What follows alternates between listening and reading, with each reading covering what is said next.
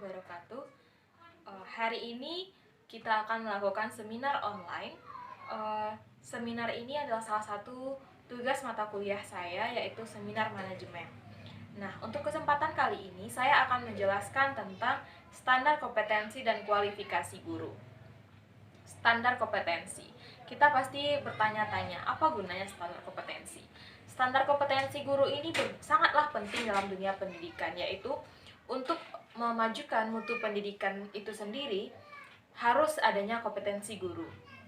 Guru yang berkompetensi akan mampu menciptakan suasana belajar yang kreatif, kondusif sehingga warga belajarnya dapat belajar secara optimal dan mampu mengaktualisasikannya dalam dunia kehidupannya selanjutnya. Istilah-istilah kompetensi guru ini banyak dikemukakan oleh berbagai ahli dalam bidangnya. Seperti yang dikemukakan oleh Mulyasa, yaitu kompetensi guru ini merupakan gambaran kualitatif tentang hakikat perilaku guru yang penuh arti. Nah, di sini kita dapat melihat bahwa kompetensi guru ini adalah suatu keterampilan yang dimiliki oleh guru, suatu kualifikasi yang dimiliki oleh guru yang memiliki banyak arti untuk meningkatkan mutu pendidikan itu tersendiri. Dengan adanya guru yang berkualitas, maka akan tercapainya kualitas pendidikan yang baik pula, sehingga akan terjadinya siklus-siklus peningkatan mutu pendidikan itu tersendiri. Baiklah, sebelum kita masuk ke pemaparan materinya, mungkin tidak afdol kalau kita tidak berkenalan terlebih dahulu.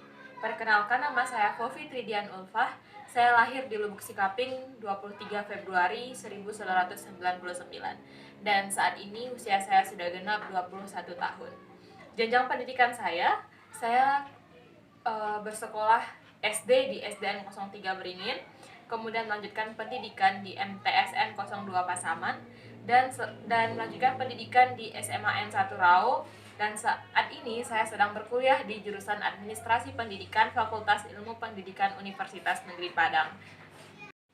Baiklah, kita akan masuk ke dalam materi yang sebenarnya, yaitu standar pendidik dan tenaga kependidikan. Menurut AMTU tahun 2011, standar tenaga pendidik dan kependidikan ini adalah kriteria pendidikan dan kelayakan fisik maupun mental serta pendidikan dalam jabatan. Nah, dalam pengertian ini kita dapat mengartikan bahwa standar kependidikan ini tersendiri sudah ada baik itu dalam prajabatan maupun dalam jabatan. Dalam prajabatan itu dapat dilihat ketika adanya itu tes fisik maupun mental, dan selanjutnya ada dalam pendidikan dalam jabatan. Untuk masuk ke dalam materi yang lebih lanjut, saya akan menjelaskan terlebih dahulu apa itu pendidik dan tenaga kependidikan. Pendidik ini adalah guru yang berhadapan langsung dengan siswa, yaitu guru yang langsung berinteraksi, melakukan pembelajaran di kelas dengan siswa langsung. Itu adalah pendidik. Sementara tenaga kependidikan ini adalah masyarakat yang menunjang pendidikan itu tersendiri. Misalnya kepala sekolah, tenaga administrasi, pengawas satuan pendidikan, petugas laboratorium, petugas kebersihan, dan teknisi dan lain sebagainya. Itu adalah tenaga kependidikan. Standar pendidikan tenaga kependidikan ini tersendiri sudah disusun oleh Keputusan Menteri Pendidikan Nasional, di mana kompetensi ini adalah sebagai agen pembelajaran, di mana di sini harus adanya kualifikasi seperti sehat jasmani, sehat rohani, dan serta memiliki kemampuan untuk mewujudkan tujuan pendidikan nasional. Nah, di sini dapat kita ketahui bahwa standar pendidik dan tenaga pendidikan ini adalah digunakan untuk meningkatkan mutu pendidikan itu sendiri. Selanjutnya adalah karakteristik kompetensi. Karakteristik kompetensi ini ada 5 karakteristik. Yang pertama adalah motivasi, yang kedua traits, yang ketiga self concept, yang keempat knowledge, dan yang terakhir adalah skill. Kita akan mengulas satu persatu. Yang pertama, motivasi. Motivasi adalah suatu keadaan di mana seseorang secara konsisten berpikir sehingga dia dapat melakukan suatu tindakan. Seseorang yang telah memiliki motivasi yang tinggi, dia akan melakukan usaha yang lebih, dan dia akan melakukan segala hal agar yang dia impikan itu dapat tercapai. Misalnya, seseorang yang memiliki motivasi berprestasi, maka dia akan konsisten untuk mengembangkan tujuan tujuan-tujuannya untuk memberi tantangan pada dirinya sendiri agar dapat mencapai tujuannya tersebut. Selanjutnya, yang kedua adalah traits. Traits itu adalah watak. Watak di mana seseorang dapat kita lihat ketika dia merespon suatu hal. Seperti ketika merespon dalam kepercayaan dirinya, seperti bagaimana dia mengontrol diri, stres, dan bagaimana dia dapat tabah dalam menghadapi kondisi dalam dunia pendidikan itu sendiri. Selanjutnya adalah self-concept. Self-concept ini adalah nilai-nilai yang ada di dalam diri manusia. Kita mengetahui bahwa manusia itu adalah makhluk yang unik. Setiap individu itu memiliki karakteristik yang berbeda-beda. Nah, di sini walaupun memiliki karakteristik yang berbeda-beda dan unik, untuk self-concept ini juga dapat diukur. Dapat diukur melalui tes kepada responden tersebut. Misalnya seseorang yang ingin menjadi seorang pemimpin, siogianya dia itu telah memiliki jiwa kepemimpinan yang dapat diukur melalui tes yang dinamakan yaitu tes leadership ability. Selanjutnya yang keempat yaitu knowledge. Knowledge atau wawasan atau jumlah informasi yang dimiliki oleh seseorang. Untuk menjadi seorang pendidik harus memiliki wawasan yang luas, baik itu dalam hal yang di bidangnya maupun di bidang yang lainnya, yaitu mereka harus mampu memiliki wawasan lebih daripada yang dididiknya. Dan skills adalah kemampuan tugas mental atau tugas fisik tertentu.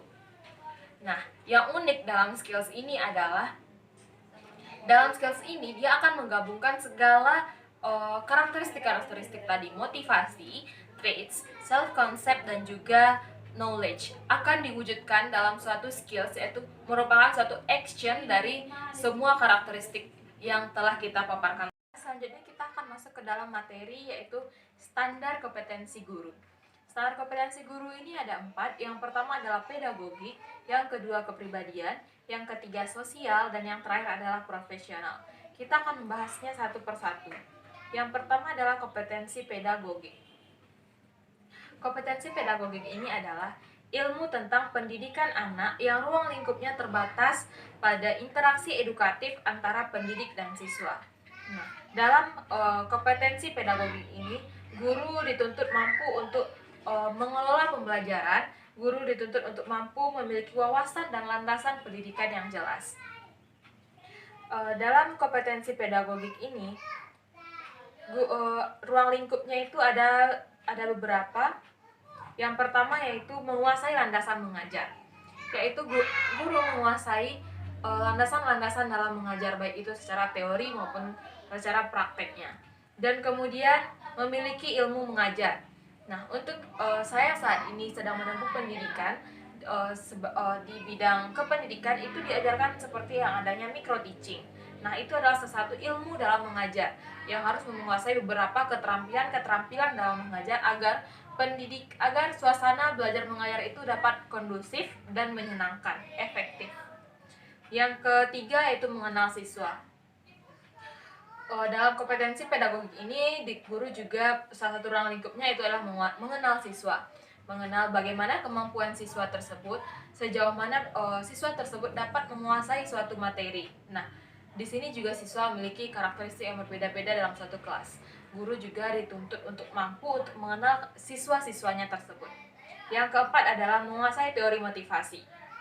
Kita mengetahui bahwa di dalam suatu kelas dengan dengan jumlah siswa 25 sampai 30 ke atas pasti memiliki motivasi yang berbeda-beda.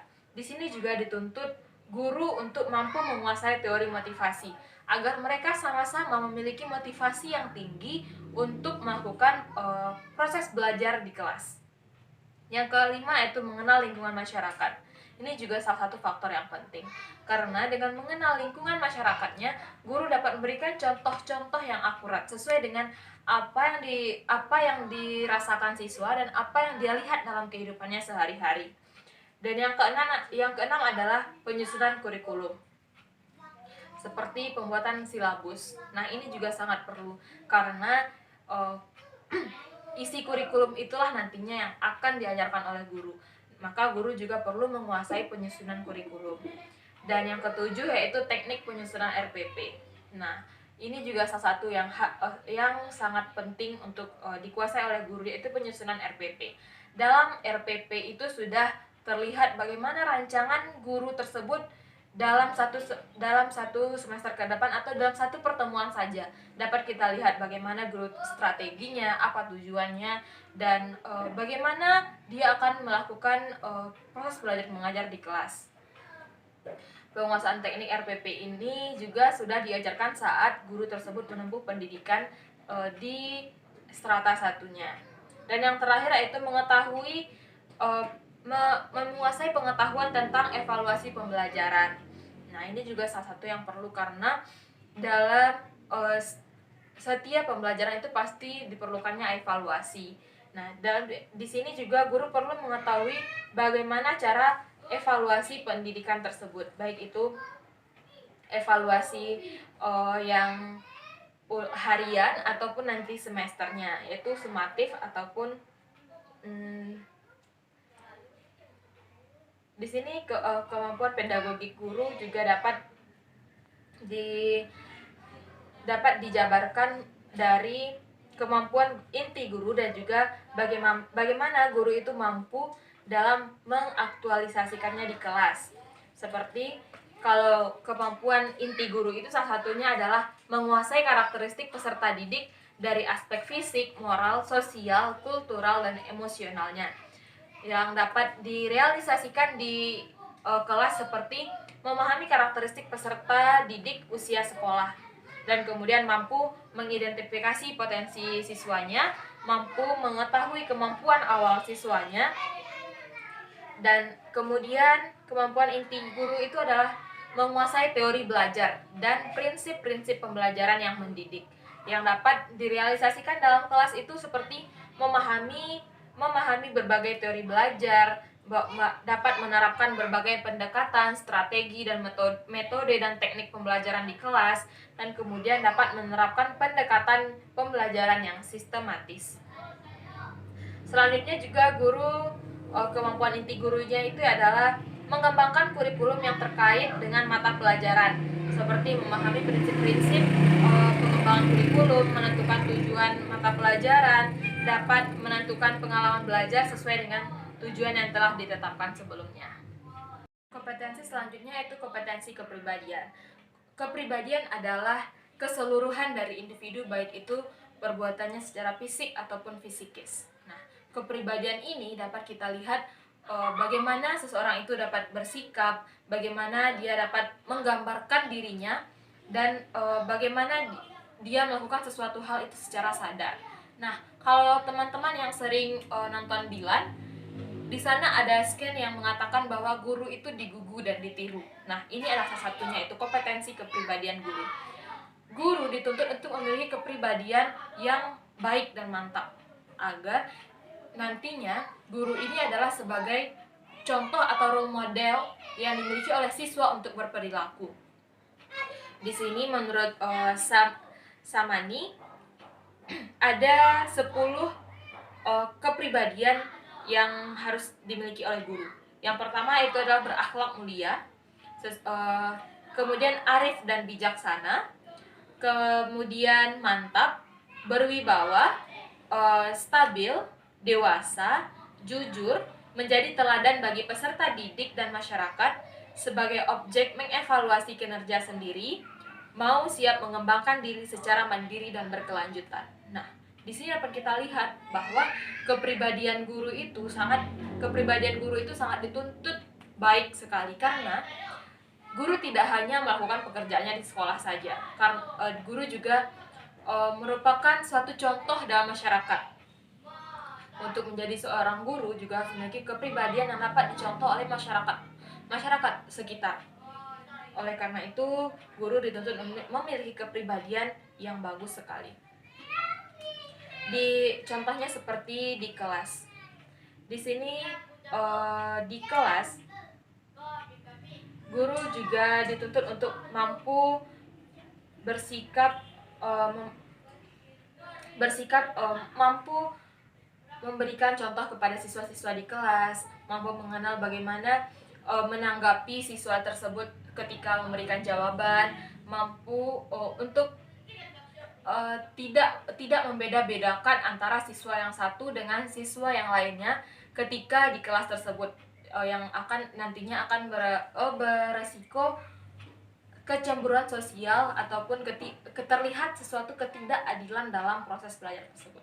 Baiklah, kompetensi yang ketiga yaitu kompetensi sosial. Kompetensi sosial adalah kemampuan pendidik berkomunikasi dan berinteraksi secara efektif dengan peserta didik, sesama pendidik, tenaga kependidikan, dengan orang tua atau wali siswa, dan masyarakat. Nah, di sini kompetensi sosial dituntut guru dapat berkomunikasi secara baik itu secara lisan maupun tulisan dengan baik dan efektif, efisien, sehingga pesan yang ingin disampaikan oleh guru tersebut disamaartikan oleh pendengarnya, yaitu siswa maupun orang masyarakat lainnya yang akan mendengar pesan tersebut. Kompetensi yang terakhir adalah kompetensi profesional. Kompetensi profesional merupakan kemampuan yang berkenaan dengan penguasaan materi pembelajaran, bidang studi secara luas dan mendalam yang mencakup penguasaan substansi isi, materi kurikulum mata pelajaran di sekolah. Nah, dalam kompetensi profesional ini, guru dituntut untuk mampu menguasai pelajaran, materi pembelajaran secara mendalam, dan juga dapat mengetahui pembelajaran tersebut secara mendalam agar dapat menyampaikan materi tersebut tidak hanya secara garis besar saja, tetapi juga dapat memberikan contoh-contoh yang real yang dihadapi oleh siswa tersebut. Dalam kompetensi profesional ini sedikitnya itu mencakup dapat diidentifikasi beberapa aspek. Yang pertama, mengerti dan dapat menerapkan landasan pendidikan yang filosofis, sosiologis, dan juga psikologis. Kemudian juga mengerti dan dapat menerapkan teori belajar sesuai taraf perkembangan peserta didik. Nah, ini merupakan poin-poin pentingnya, bahwa guru mampu untuk menerapkan teori belajar sesuai dengan perkembangan peserta didik, sesuai dengan taraf berpikir mereka sampai di mana. Jadi guru tersebut harus mampu menjelaskan sesuai dengan kemampuan berpikir peserta didiknya.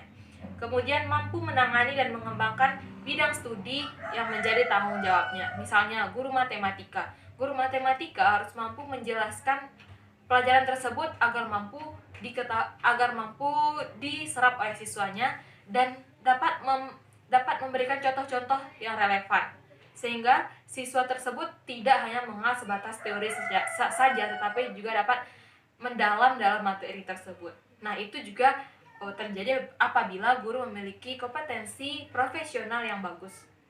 Yang keempat, mengerti dan dapat menerapkan metode pembelajaran yang bervariasi. Nah, variasi pembelajaran ini digunakan agar siswa tidak bosan dalam kelas.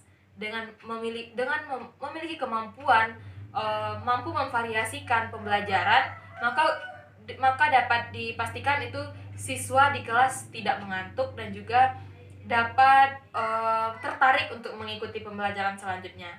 Dan kemudian mampu mengembangkan dan menggunakan berbagai alat dan media pembelajaran. Nah, media pembelajaran ini merupakan pendukung dalam pembelajaran. Guru yang profesional di bidangnya, yaitu yang mampu menggunakan alat atau media pembelajaran yang bagus dan media pembelajaran yang menarik, akan membuat siswa merasa tertarik untuk mendalami materi pelajaran tersebut. Dan juga guru mampu melaksanakan evaluasi hasil belajar dan menumbuhkan kepribadian peserta didik. Nah, ini menumbuhkan kepribadian peserta didik juga hal yang sangat penting, karena tidak hanya sebatas untuk menguasai materi saja, keprofesionalan seorang guru itu dapat dilihat, yaitu dimana ketika seorang guru itu mampu untuk menumbuhkan kepribadian yang baik atau karakter yang baik dalam siswanya, maka di sana akan dilihat bagaimana profesionalnya seorang guru itu dapat menumbuhkan kepribadian yang bagus untuk peserta didiknya.